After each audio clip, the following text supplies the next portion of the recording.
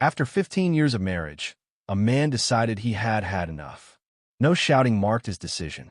No saben betrayed. Just a quiet, growing emptiness. His wife no longer excited him. Their conversations felt repetitive. Their home felt heavy. He believed he had outgrown the life he once chose. So one morning, with firm resolve, he went to the village head and announced his intention to divorce. The village head was an old man who had seen many marriages begin in joy and end in regret. He listened without interruption, his eyes steady, his fingers resting on a carved staff. When the man finished, the village head said calmly, "You may divorce your wife if you wish. But before you do, you must spend 7 days with the alchemist." The man frowned. "An alchemist? I want a divorce, not magic." The village head smiled faintly. "Then you have nothing to fear." Reluctantly, the man agreed. The alchemist lived at the edge of the village, where silence felt thicker and time seemed slower. He welcomed the man without ceremony, offered him a mat, and said nothing more. That first night, they sat together as the fire crackled. The alchemist asked no questions. He gave no advice. Hours passed. Eventually, the man felt thirsty. Without a word, the alchemist handed him a large bucket of clean water. The man drank deeply. The water was cool and refreshing. When he paused, the alchemist gestured for him to keep drinking. So he did, and drank again, until his stomach felt full and uncomfortable. "Do you need more?" the alchemist asked. "No," the man replied firmly. "I can't take another drop." The alchemist nodded. "Then destroy the bucket." Confused but obedient, the man tipped the bucket over and emptied the remaining water into the dry earth. Soon, nothing remained. They slept. The next evening, the alchemist brought out 3 elegant bottles sealed with wax. Their labels read the finest wine in the village. He placed them carefully before the man. "You may choose," he said. "Water or wine?" The man scoffed. "Wine, of course." The alchemist nodded. "Pick a bottle." The man selected the first one eagerly, uncorked it, and took a large sip. Instantly, his face twisted. The liquid was bitter, sharp, almost unbearable. "This isn't wine," he said. "Drink," the alchemist replied calmly. The man forced down a few more sips, then stopped. "I can't." The alchemist slid the second bottle toward him. Suspicious, the man hesitated, then drank. This time his eyes widened. It was exactly what the label promised. Rich, smooth, intoxicating. The finest wine he had ever tasted.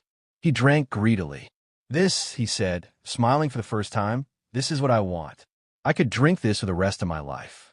"Do you need water again?" the alchemist asked. "No," the man said quickly. "This wine is all I desire." The alchemist stood and led him to a corner of the hut. There, stacked neatly, were hundreds of identical bottles. The man laughed in triumph. He celebrated as if he had won a great victory. That night, he did not think of water at all.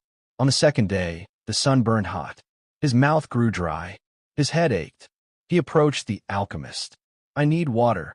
The alchemist replied gently, "You must choose. Water or the fine wine." The man hesitated but chose the wine. It eased his desire, but did not truly quench it. On the third day, the thirst returned stronger. His body weakened. His joy faded. Again he asked for water. Again, the alchemist offered the same condition. This time, the man lowered his head. "Give me water. I give up the wine." He drank deeply, feeling relief wash through him. The alchemist said nothing. For the next 4 days, they lived quietly. The alchemist watched, waiting. The man drank water, rested, and thought. The wine bottles remained untouched. On the 7th day, the alchemist called him outside. The morning light was soft, the village visible in the distance. He spoke at last. "The water," he said, "represents our relationships, our marriages, our daily lives. Water is simple, familiar.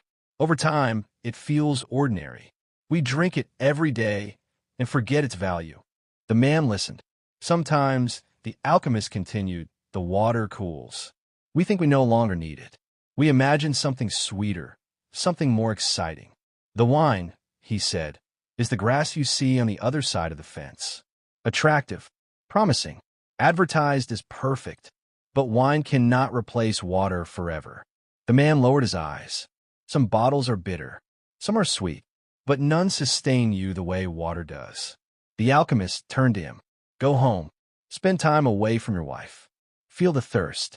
After 7 market days, if you still wish to divorce her, you may do so. The man bowed and left. He never returned, because somewhere between the first day without her voice and the 7th night without her presence, he realized something painful and true. What he thought was boredom was familiarity. What he thought was emptiness was comfort. What he called desire was only thirst. And water, once wasted, is not easily replaced. Moral of the story: what sustains us often feels ordinary until it is gone. Before abandoning what has nourished you for years, give yourself time to feel the thirst.